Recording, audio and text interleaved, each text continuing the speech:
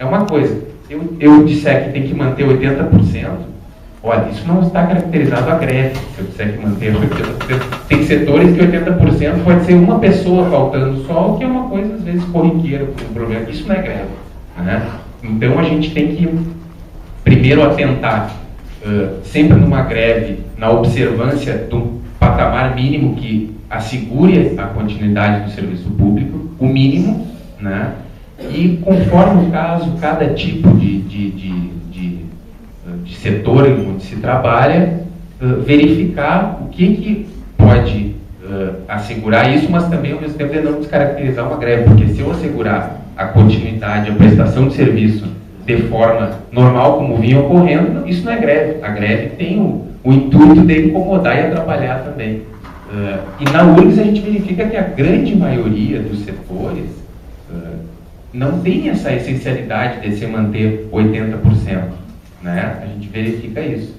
E tem uma questão também que eu vi que é muito presente aqui nesses últimos 5, 6 anos, a entrada de bastante gente nova aqui na universidade. Acho que foram feitos 2 ou 3 concursos ultimamente, e isso é uma questão recorrente que tem aparecido de quem está em estágio probatório. Não há diferenciação nenhuma entre o servidor efetivo e o servidor que está no estágio probatório. Eu, antes disso, até por uma outra consulta, pesquisei jurisprudência, a gente já tinha essa ideia. Eu não achei uma em que fizesse essa diferenciação entre o servidor público, que já é efetivo, e o servidor público em estágio probatório. Então, qualquer ato que venha a ser feito contra o servidor que está em estágio probatório é um ato que atenta contra a liberdade sindical. É um ato lesivo e é um ato que pode ser ou não passível de dano moral. E aí nós vamos saber, pode ser apenas uma conduta antissindical, mas pode ser também um ato lesivo de dano moral, que a gente vai ouvir aqui o pessoal falar sobre um conceito amplo, mais geral do que é o dano moral, e fazer a sua relação com as práticas utilizadas pela universidade, pela diretoria, contra essa greve. Como, por exemplo, que também já ouvi falar, não me lembro quem comentou, da questão da requisição do ponto, né, para comprovar quem está com ponto. O ponto tem que ser feito nas atividades de greve.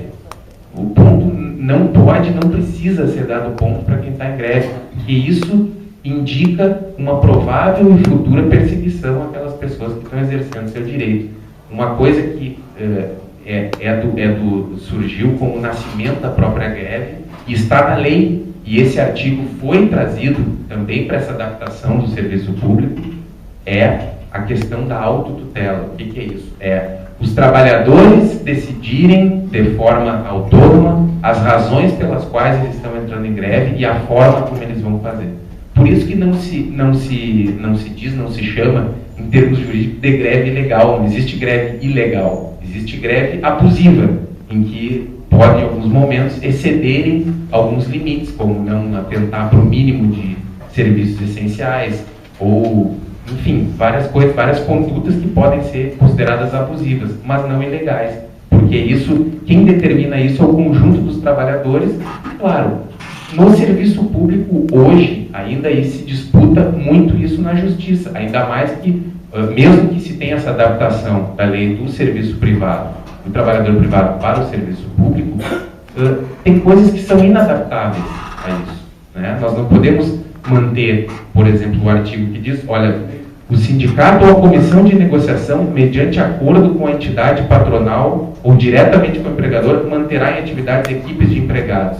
Alguém me responde como isso é possível se não existe como negociar com o serviço, com a universidade, com a União. Não se negocia com eles. A greve, inclusive, no âmbito do serviço público, tem um caráter um pouco diferente da greve no serviço privado, porque aqui se utiliza a greve como meio para obter a negociação, ao contrário dos trabalhadores da área privada, em que a greve é o resultado de uma negociação frustrada.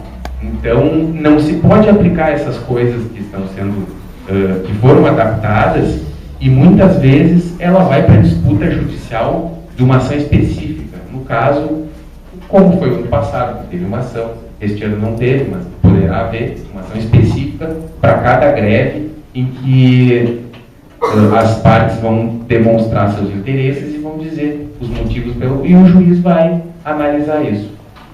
Um último detalhe que eu quero falar antes de passar a palavra é que, infelizmente, também nós temos uma questão da competência para julgar a greve, que é uma coisa que é ruim para nós, porque as nossas ações são todas na Justiça Federal e a greve, inclusive, também é na Justiça Federal, e isso é uma coisa prejudicial, porque a Justiça do Trabalho, que é competente para regular a greve dos trabalhadores da área privada, está muito mais acostumada com esse tema, né? Ela é mais acostumada a solucionar conflitos, enquanto que na Justiça Federal tem esse viés muito estritamente legalista, e olhando isso aqui, eles não estão acostumados a saber qual a diferenciação ou o que é greve, né? Eles não têm esse estudo dentro da administração, dentro do contrato administrativo, né? Porque aqui não é um contrato de trabalho, é um contrato administrativo. E algumas práticas assim, elas precisam ser evitadas com denúncia ao sindicato. E a gente vai ver agora, vou passar aqui a palavra para a Jaqueline, primeiro a Vânia, perdão, para fazer o conceito geral e amplo da questão do assédio moral, e depois a gente vai trazer um pouco mais isso para o aspecto jurídico e até para a questão específica da greve, inclusive depois abrindo espaço aí para